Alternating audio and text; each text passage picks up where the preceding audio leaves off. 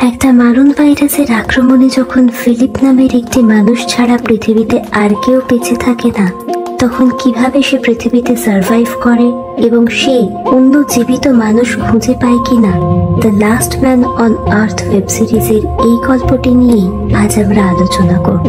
Man on earth সিরিজের শুরুতে Philip Miller নামের এক ব্যক্তিকে দেখা যায় যে পুরো পৃথিবীতে একমাত্র মানুষ ছিল, কারণ একটি ভাইরাসের আক্রমণে পৃথিবীর সমস্ত মানুষ মারা গিয়েছিল। সে খুব একা ফিল করছিল, তাই একটা বাস নিয়ে আমেরিকার প্রায় সমস্ত শহর ঘুরে বেড়াচ্ছিল এবং রাস্তায় রাস্তায় অ্যানাউন্স করছিল আরেকটা জীবিত মানুষ খুঁজে পাওয়ার জন্য। এর সাথে সাথে সে বিভিন্ন অ্যান্টিক জিনিস আর দামি পেন্টিংও চুরি করছিল, কিন্তু কাউকে খুঁজে না পেয়ে সে আবার টাকসানে নিজের বাড়িতে ফিরে আসে। ফিরে আসার সময় রাস্তার হোর্ডিংগুলোতে লিখে দেয় অ্যালাইভ ইন টাকসান। কেউ জীবিত না থাকায় সে শহরের সবচেয়ে বড় বাড়িতে গিয়ে থাকতে শুরু করে। তারপর সেই বাড়িটা তার চুরি করা অ্যান্টিক জিনিস ও পেন্টিং দিয়ে সাজায়। সেই সাজানো জিনিসগুলোর মধ্যে হোয়াইট হাউসের ম্যাট, ডাইনোসরের খুলি ও অস্কার অ্যাওয়ার্ডও ছিল। রোজ ঘুমোতে যাওয়ার আগে সে মাস্টারবেড করত এবং ভগবানের কাছে প্রার্থনা করত যে মারা যাওয়ার আগে অন্তত একটা জীবিত মেয়ের মুখ সে দেখতে চায়। 1 বছরের মধ্যে ফিলিপ পুরোটাই পাল্টে যায়। আন্ডারওয়্যার পরেই সে দোকানে যায়। তার মধ্যে আর কোনো ম্যানার্স অবশিষ্ট ছিল না, কারণ পৃথিবীতে আর কেউ জীবিত না থাকার জন্য তাকে জাজ করার মতো কেউ ছিল না। একাকিত্ব কাটানোর জন্য তার মন যা চায় সে তাই করে, যেমন অ্যাকোয়ারিয়ামের সাথে বোলিং খেলা, গাড়ির সাথে গাড়ির ধাক্কা লাগিয়ে ব্লাস্ট করানো ইত্যাদি। এর কিছু মাস পর ফিলিপের বিলাসবহুল বাংলো বিভিন্ন প্লাস্টিক বটলের আবর্জনা স্তূপে পরিণত হয়, কারণ সে কখনোই তার বাংলোটাকে পরিষ্কার করত না। ফিলিপ স্নান করা ছেড়ে দিয়েছিল আর টয়লেটটাও প্লাস্টিক বটলে ভরে গিয়েছিল। সে সুইমিং পুলের স্প্রিং বোর্ডে একটা ছিদ্র করে আর সেটাকেই সে টয়লেট হিসাবে ইউজ করে। এরপর একদিন সে একটা বারে যায় আর কিছু বলের ওপর কিছু মুখ এঁকে তাদের বিভিন্ন নাম দেয় এবং তাদের সাথে গল্প করতে থাকে। সেখান থেকে ফেরার সময় ক্যারি নামের একটা বলকে সে একটা দোকানে নিয়ে যায় এবং একটা ম্যানিকুইনের সাথে ফ্লার্ট করতে থাকে, কিন্তু তখনই সেই ম্যানিকুইনের হাত খুলে যায়। সেই সময় ফিলিপ কল্পনার জগৎ থেকে বাস্তবে ফিরে আসে এবং হতাশ হয়ে গিয়ে ভেবে নেয় যে সে আর বাঁচতে চায় না। তারপরের দিন সকালে সে একটা পাহাড়ি জায়গায় যায় আত্মহত্যা করার জন্য এবং একটা পাথরকে টার্গেট করে জোরে গাড়ি ছোটাতে থাকে। ফিলিপ পাথরে ধাক্কা মারতেই যাবে, এমন সময় দূরে ধোঁয়া উঠতে দেখতে পায় এবং গাড়ি থামিয়ে দেয়। তারপর সে ওই ধোঁয়াটাকে ফলো করে আর সেখানে গিয়ে দেখে একটা গাড়ি দাঁড়িয়ে আছে। তখন সে নিশ্চিত হয়ে যায় যে সে ছাড়াও এই পৃথিবীতে কেউ বেঁচে আছে। তারপর সে রোদ্দুরে শুকোতে দেওয়া একটা ব্রা দেখে আর সেটার গন্ধ শুকে এতটাই উন্মত্ত হয়ে যায় যে সে অজ্ঞান হয়ে যায়। চোখ খুলে সে একজন সুন্দরী মেয়েকে দেখতে পায়। ফিলিপ তাকে অ্যাপ্রোচ করাতে সে তাকে কিসও করে। তারপর যখন সত্যি সত্যি ফিলিপের জ্ঞান ফেরে, সে বুঝতে পারে যে সে স্বপ্ন দেখছিল এবং তার সামনে যে মেয়েটি দাঁড়িয়ে আছে সেটি তার স্বপ্নের মেয়েটির মতো সুন্দরী নয়। সে আসলে তাকে সিপিআর দিচ্ছিল তার জ্ঞান ফেরানোর জন্য।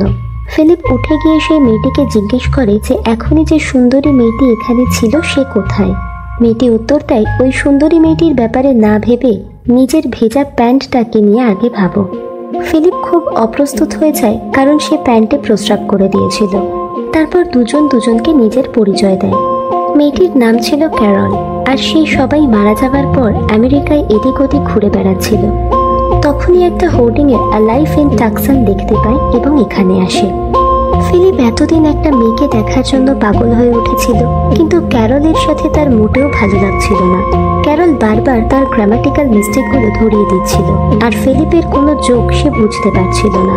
কিছুক্ষণ কথা বলার পরে তারা গাড়িতে করে একটা গ্রসারি স্টোরের দিকে যায়, কিন্তু ফিলিপ রাস্তার সিগন্যালে না দাঁড়ানোর জন্য ক্যারল তাকে জ্ঞান দিতে থাকে। ফিলিপ বলে যে এখন রাস্তায় তো কোনো মানুষই নেই, তাহলে সে কেন দাঁড়াবে। কিন্তু ক্যারল বলে যদি আমরা রুলস ফলো না করি তাহলে আমরা পশুতে পরিবর্তিত হয়ে যাব। তখন ফিলিপ ক্যারলকে খুশি করার জন্য একটা সিগন্যালে দাঁড়ায় ও দুদিকে দেখে যে কেউ আসছে না, তারপর রাস্তা পার করে। কিন্তু তারপর যখন গ্রসারি স্টোরের সামনে একটা হ্যান্ডিক্যাপ স্পটে ফিলিপ গাড়ি পার্ক করে, ক্যারল সেটা নিয়ে ঝগড়া করতে শুরু করে দেয়। তখন রেগে গিয়ে ফিলিপ কাঁচের দরজা ভেঙে গাড়ি নিয়ে দোকানের ভিতর ঢুকে যায়। তারপরের দৃশ্যে দেখানো হয় ক্যারল ফিলিপের বাড়ি গেছে এবং তার বাড়ির অবস্থা দেখে বিরক্ত হয়। ক্যারল তার সাথে আবার ঝগড়া করে অ্যান্টিক আর পেন্টিংগুলো চুরি করে আনার জন্য। এই কথায় ফিলিপ রেগে গিয়ে ক্যারলকে ফিরে যেতে বলে। পরদিন সকালবেলা ফিলিপ ঘুম থেকে উঠে দেখে ক্যারল তার ঘর পরিষ্কার করছে। তখন ক্যারল ফিলিপকে বলে যে তাদের সবকিছু পরিষ্কার পরিচ্ছন্ন করে আবার মানুষের মতো বাঁচতে হবে। তার পরের দিন ফিলিপ দেখে যে ক্যারল তার বাড়ির ঠিক উল্টো দিকের বাড়িটাই এসে উঠেছে। তখনই সে দৌড়ে যায় আর তাকে বাধা দেওয়ার চেষ্টা করে। এরপর ক্যারল ফিলিপের সাথে রিপ্রোডাকশনের টপিক নিয়ে কথা বলে এবং তাকে জানায় যে পৃথিবীতে মানব সভ্যতাকে এগিয়ে নিয়ে যাওয়ার দায়িত্ব এখন তাদেরই। তখন ফিলিপ বলে যে আমি জানি তুমি পৃথিবীর শেষ মেয়ে, তাও আমি তোমার সাথে মিলিত হতে চাই না। তার পরের দিন যখন ফিলিপ সুইমিং পুলে টয়লেট করছিল তখন ক্যারল আসে আর ফিলিপকে বলে যে তাদের যে কোনো উপায়ে রানিং ওয়াটারের ব্যবস্থা করতে হবে যাতে তারা সবজি চাষ করতে পারে। ফিলিপ তাকে মানা করে দেয়। তখন ক্যারল ফিলিপকে দেখিয়ে দেখিয়ে একটা ফ্রেশ টমেটো খেতে থাকে। তারপর ক্যারল সেখান থেকে চলে যায়। রাত হলে ফিলিপ ক্যারলের বাগানে যায় আর সব সবজি খেয়ে নেয়। সকালবেলা ক্যারল ফিলিপের বাড়িতে আসে এবং তার গায়ে টমেটো লেগে থাকতে দেখে। তবুও ফিলিপ বলে যে সে ক্যারলের বাগানে সবজি চুরি করেনি। কিছুদিন পর ফিলিপ দেখতে পায় যে মানুষের মতো বাঁচার আশা ছেড়ে দিয়ে ক্যারলও তার বাড়ির সুইমিং পুলে একটা টয়লেট বানাচ্ছে।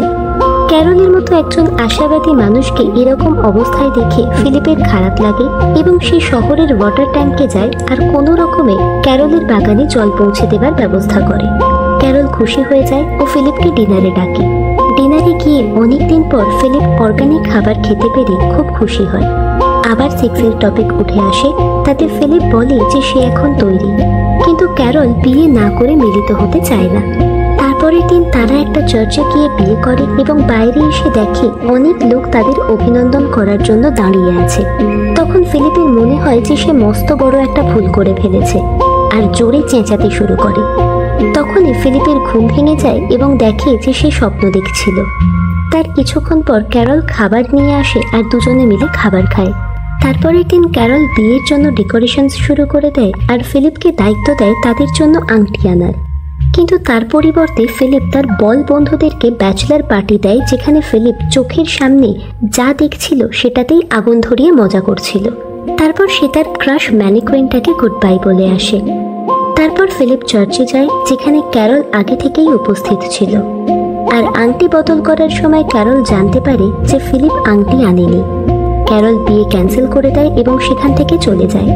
ফিলিপ ক্যারলের বাড়ি এসে দরজায় নক করে, কিন্তু ক্যারল দরজা খোলে না। তখন ফিলিপ দরজা ভেঙে ভিতরে ঢুকে দেখে যে ক্যারল ঘরটা খুব সুন্দরভাবে সাজিয়েছে এবং একটা কেকও বানিয়েছে।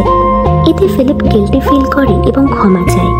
ফিলিপ বলে যে আসলে সে ক্যারলকে খুব একটা পছন্দ করে না আর তার রান্নাও তার খুব একটা ভালো লাগে না, কিন্তু সে খুশি যে ক্যারল জীবিত, কারণ ক্যারল না থাকলে ফিলিপও আজ বেঁচে থাকতো না। তারপর ফিলিপ ক্যারলকে একটা জুয়েলারির দোকানে নিয়ে যায়। সেখানে গিয়ে ক্যারল অনেকগুলো আংটি পরে আর ফাইনালি তারা বিয়ে করে। রাত্রে তারা মিলিত হয়, কিন্তু ফিলিপ যেমনটা ভেবেছিল তেমন খুশি সে হয় না। পরদিন থেকে ফিলিপ আগের মতোই উল্টোপাল্টা কাজ করতে শুরু করে আর তার সাথে সাথে ক্যারলও সেই কাজগুলো করতে শুরু করে দেয়। তারা দুটো ফায়ারপ্রুফ স্যুট তৈরি করে এবং একে অপরের গায়ে আগুন লাগিয়ে মজা করে। তারপর বিয়ের ক্যানের ওপর দিয়ে বুলডোজার চালাতে লাগে এবং শেষে ফিলিপের ক্রাশ সেই ম্যানিকুইনটার সাথে দেখা করতে যায়। সেখানে ক্যারল সেই ম্যানিকুইনটাকে মারতে থাকে তার হাজবেন্ডের সাথে ফ্লার্ট করার জন্য। আর ফিলিপ প্রথমবারের জন্য খুশি হয় ক্যারলকে বিয়ে করে। এরপর তারা যখন গাড়িতে করে বাড়ি ফিরছিল তখন অন্য একটা চলন্ত গাড়ির সাথে তাদের ধাক্কা লাগে। তারপর সেই গাড়ি থেকে একটা সুন্দরী মেয়েকে বেরিয়ে আসতে দেখে ফিলিপ অবাক হয়ে যায় এবং আবার ফিলিপ ক্যারলের সাথে তার বিয়ে হয়ে যাওয়ার জন্য অনুশোচনা করতে শুরু করে। এরপরে কি হয় সেটা জানার জন্য ডান দিকের ভিডিওটিতে ক্লিক করে the last man on earth এর দ্বিতীয় পর্বটি দেখতে পারেন।